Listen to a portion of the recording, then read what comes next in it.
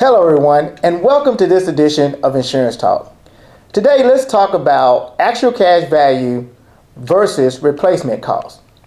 Now, insurance companies will use these two methods to calculate a claim payout. And as an aside, the insurance company will offer both actual cash value and replacement cost for home insurance. However, for auto insurance, they will primarily offer actual cash value only. So, what is the difference between actual cash value and replacement cost when determining the claim payout?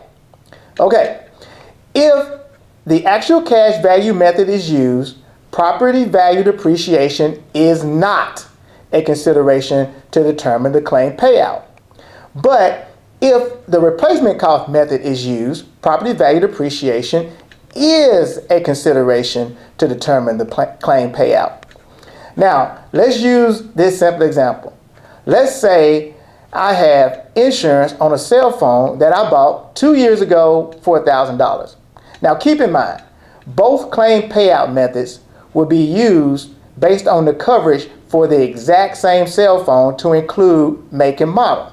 Now, if I lose that cell phone and made a claim, the insurance company would use either actual cash value or replacement cost to determine the claim payout, depending on which coverage I chose. Now, if I go with actual cash value coverage and the insurance company determines the current actual cash value of the cell phone to be $100, the claim payout is probably not enough money to replace the cell phone at the current cost.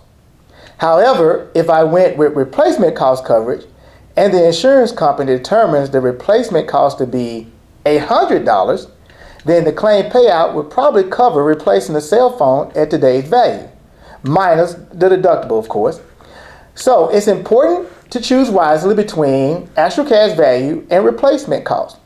But in the end, I would recommend replacement cost coverage because it's designed to replace your lost, damaged, or stolen property. So there you have it, folks.